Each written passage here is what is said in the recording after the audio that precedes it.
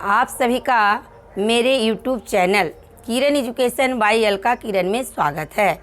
आज मैं नियंत्रण एवं समन्वय के बारे में बताने जा रही हूँ, जो जीव विज्ञान का 7वां चैप्टर है BTBC के बुक का। तो चलिए समझते हैं नियंत्रण और समन्वय है क्या और ये क्यों ज़रूरी है। तो सबसे पहले नियंत्रण, सबसे पहले समन्वय के लिए एक एग्जाम्पल के तौर पर हमारा शरीर असंख्य कोशिकाओं से मिलकर बना है, जिनके कार्य एवं संरचना भिन्न भिन्न होते हैं। समान कोशिकाओं के समूह आपस में मिलकर ऊतक बनाते हैं और समान ऊतकों के समूह मिलकर अंग का निर्माण करते हैं। बहुत सारे अंग मिलकर जो समान कार्य करते हैं अंग तंत्र बनाते हैं, और बहुत सारे अंग तंत्रों के मिलने से एक जीव की निर्माण होती है। तो हम चलते हैं जीव से। जीव कैसे बने? अंग तंत्रों के मिलने से। एग्जाम्पल के तौर पर पाचन तंत्र, श्वसन तंत्र,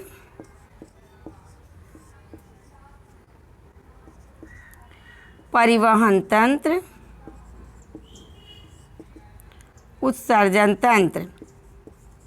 इसी तरह से और भी तंत्र हैं, कंकाल तंत्र, प्रजनन तंत्र। तो फिलहाल हम जैव प्रक्रम के अंतर्गत जो पिछले चैप्टर में पढ़े हैं कि ये पाचन, श्वसन, परिवहन, उत्सर्जन जैव प्रक्रम के अंग हैं, जिनके द्वारा शरीर को ऊर्जा प्राप्त होती है। तो पाचन तंत्र, इन तंत्रों में से हम समझने के लिए, समन्वय को समझने के लिए पाचन तंत्र का एग्जाम्पल लेते हैं। पाचन तंत्र बहुत सारे अंगों से मिलकर बना है, जैसे मुख गुहा, ग्रास नली, आमाशय, छोटी आंत, बड़ी आंत, और इसके साथ इसकी पाचक ग्रंथियां भी हैं, जो एंजाइम उत्पन्न करते हैं और भोजन को पचाने में मदद करते हैं। तो पाचन तंत्र के इन पाचन अंग को अच्छे से काम करने के लिए इन सबको मिलकर काम करना होता है। यानी पाचन तंत्र के जितने भी अंग हैं वो आपस में एक तालमेल बनाते हैं, अर्थात इन अंगों में समन्वय होती है। इन अंगों में समन्वय होती है, सभी अंग एक साथ मिलकर काम करते हैं।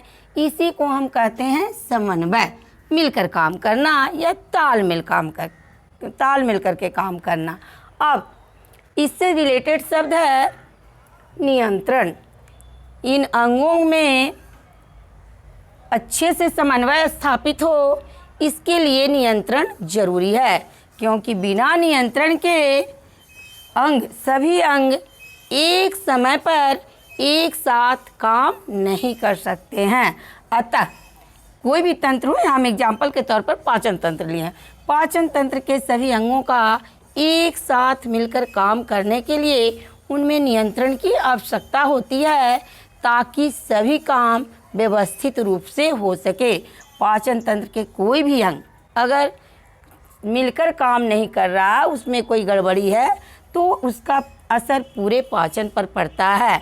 यानी सही पाचन के लिए पाचन तंत्र के सभी अंगों को एक साथ मिलकर काम करना होता है, और एक साथ मिलकर काम करने के लिए उन अंगों के बीच नियंत्रण जरूरी है।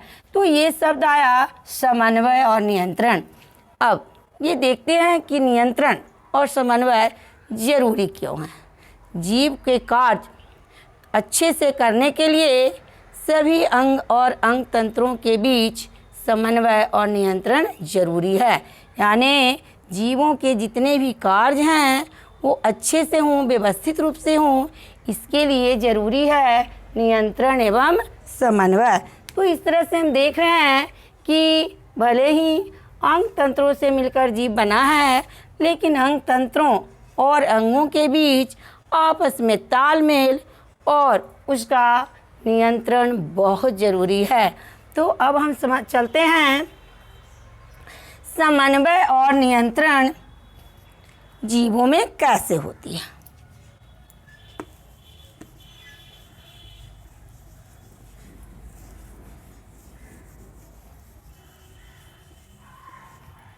चलिए, जीवों में समन्वय एवं नियंत्रण, इसके लिए हम लेके चलते हैं। जीवों में समन्वय और नियंत्रण के लिए दो तंत्र हैं। नंबर फर्स्ट, दो प्रकार से होते हैं। तंत्रिकीय नियंत्रण,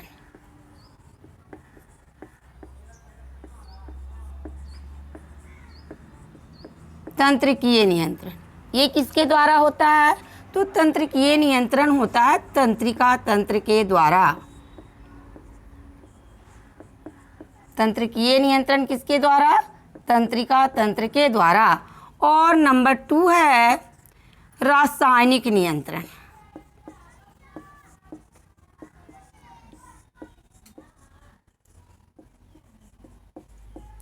रासायनिक नियंत्रण विशेष प्रकार के रसायनों द्वारा होता है जिसे कहते हैं हार्मोन, यानी रासायनिक नियंत्रण हार्मोन द्वारा होता है।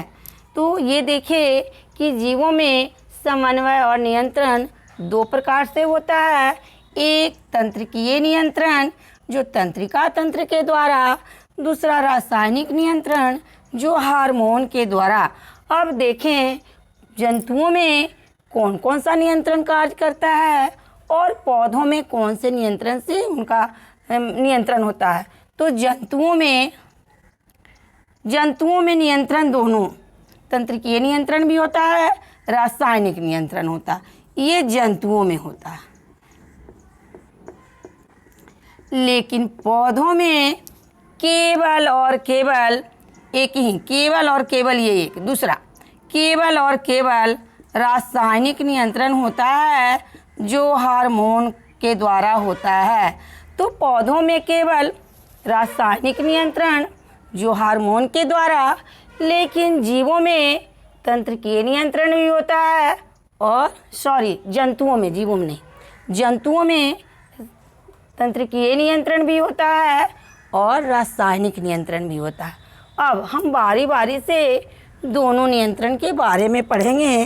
तो सबसे पहले तंत्रिकीय नियंत्रण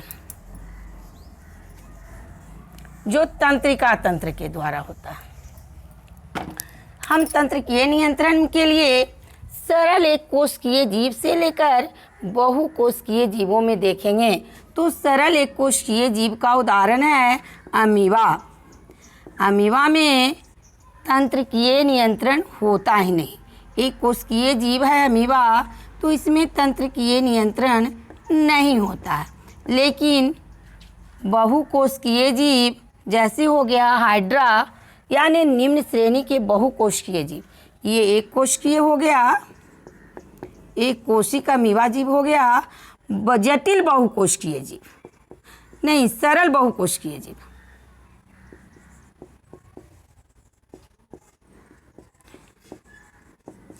सरल बहुकोशिकीय जीवों में तंत्रिका तंत्र कम विकसित होते हैं। इसमें क्या होता है? सरल बहुकोशिकीय जीवों में तंत्रिका तंत्र बहुत कम विकसित होता है, कम विकसित होता है।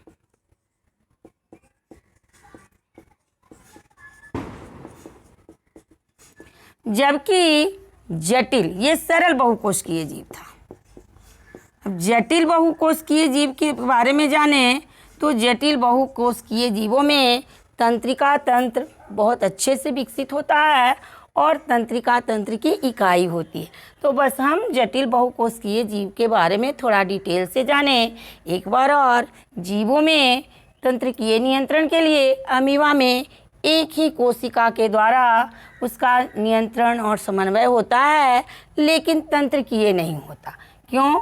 क्योंकि उसमें तंत्रिका तंत्र नहीं होती है, केवल और केवल रासायनिक नियंत्रण या हार्मोनल नियंत्रण होता है। जबकि सरल बहुकोशिकीय जीव जैसे हाइड्रा वगैरह में तंत्रिका तंत्र कम विकसित होते हैं, लेकिन उनमें तंत्रिकीय और रासायनिक दोनों नियंत्रण होते हैं। जटिल बहुकोशिकीय जीवों में अच्छे से होता है तंत्रिकीय नियंत्रण भी और रासायनिक नियंत्रण भी। तो अब हम जटिल बहुकोशिकीय जीवों में तंत्रिकीय नियंत्रण यानी तंत्रिका तंत्र के बारे में जानें।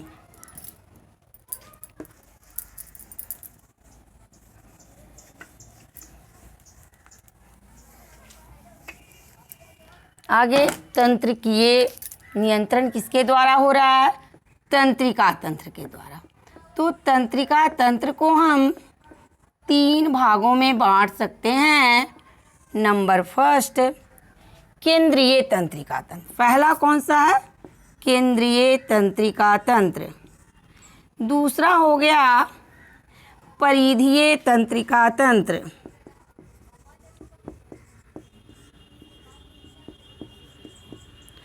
परिधीय तंत्रिका तंत्र। और तीसरा हो गया स्वायत्त तंत्रिका तंत्र। तो तंत्रिका तंत्र के कितने भाग हैं? 3। केंद्रीय तंत्रिका तंत्र, परिधीय तंत्रिका तंत्र और स्वायत्त तंत्रिका तंत्र। केंद्रीय तंत्रिका तंत्र के अंतर्गत 2 आते हैं, एक मस्तिष्क और दूसरा मेरुरज्जु। मस्तिष्क और मेरुरज्जु ये दोनों से मिलकर केंद्रीय तंत्रिका तंत्र बना है। तो हम लोगों को डिटेल मस्तिष्क और मेरुरज्जु के बारे में जानना है।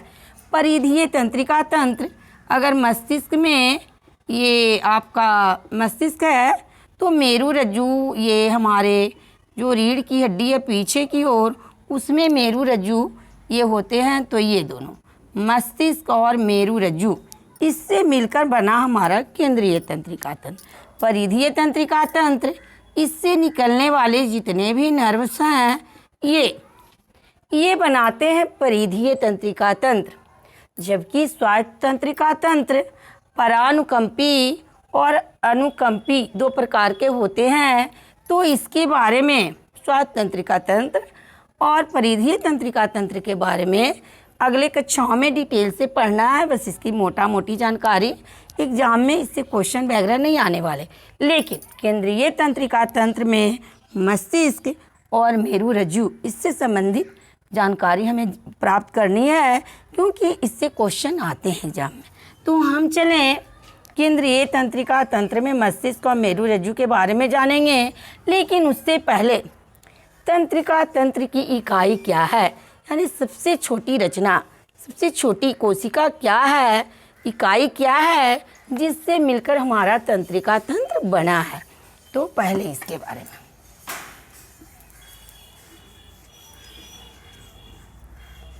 तंत्रिका तंत्र की सबसे छोटी इकाई का नाम है न्यूरॉन। तंत्रिका तंत्र की सबसे छोटी इकाई क्या है? न्यूरॉन कहिए या इसी का नाम है तंत्रिका कोशिका। और इसका फिगर एग्ज़ाम में एकदम अनिवार्य रूप से आता ही है, कोई भी एग्ज़ाम हो तो ये आने की संभावना है न्यूरॉन, या कभी कभी एग्ज़ाम में न्यूरॉन के बजाय तंत्रिका कोशिका नाम दे देता है। तो तंत्रिका तंत्र की इकाई है न्यूरॉन या तंत्रिका कोशिका। तो हम न्यूरॉन या तंत्रिका कोशिका के बारे में चित्र के साथ समझें कि इसके रचना में कौन कौन से भाग हैं और ये करते क्या। तो चलिए चलते हैं न्यूरॉन की रचना। न्यूरॉन की रचना में इसके 3 भाग हैं। तो ये कौन कौन से 3 भाग हैं? Number first cyton, number second axon और नंबर थर्ड डेंड्राइट्स। बारी बारी से देखते हैं। न्यूरॉन की रचना में एक ताराकार रचना होता है जिसके केंद्र में एक केंद्रक होती है। इस ताराकार रचना का नाम है साइटोन। ताराकार रचना का क्या नाम है? साइटोन। साइटोन करता क्या है? तो जो भी आवेग आते हैं उसको ये डेंड्राइट से आवेग जो भी आते हैं उसको ग्रहण करने का काम करता है। अब आवेग दूसरा भाग है उसका, साइटोन से बहुत सारे पतले पतले उभार निकले होते हैं। उनमें से जो सबसे लंबी रचना है उसको कहते हैं एक्सॉन। सबसे लंबी रचना को क्या बोलेंगे? एक्सॉन। और एक्सॉन क्या करता है? साइटोन से आए हुए आवेगों को ग्रहण कर अगले न्यूरॉन तक पहुंचाने का कार्य करता है। अब रह गया डेंड्राइट्स। साइटोन से ही पतले पतले उभार निकले होते हैं जिसे कहा जाता है डेंड्राइट्स। ये डेंड्राइट्स क्या करते हैं? तो डेंड्राइट्स दूसरे न्यूरॉन से आए हुए आवेगों को ग्रहण करने का कार्य करते हैं। इस तरह से न्यूरॉन तंत्र की इकाई है जिसे तंत्रिका कोशिका भी कहा जाता है। और न्यूरॉन के 3 भाग हो गए, साइटोन, एक्सॉन और डेंड्राइट्स। एक्सॉन के बारे में थोड़ा सा और, एक्सॉन में श्वान कोशिकाएं से घिरी होती है और 2 श्वान कोशिकाओं के बीच में एक खाली जगह होती है जिसे कहते हैं रैनवियर का नोड। 2 श्वान कोशिकाओं के बीच के खाली जगह का नाम है रैनवियर का नोड। और आगे चलकर एक्सॉन शाखाओं में बढ़ जाता है और इन शाखाओं के अंत में गांठें रहती हैं जिन गांठों को कहा जाता है सूत्र युग्मन गांठ। ये क्या करते हैं? तो एक्सॉन से जो आवेग आते हैं वो दूसरे न्यूरॉन में आगे बढ़ाने का कार्य करते हैं। होता क्या है कि अगर एक न्यूरॉन इस तरह से है तो ये न्यूरॉन की ये जो गांठें हैं आपस में दूसरे न्यूरॉन के, इसको इस तरह से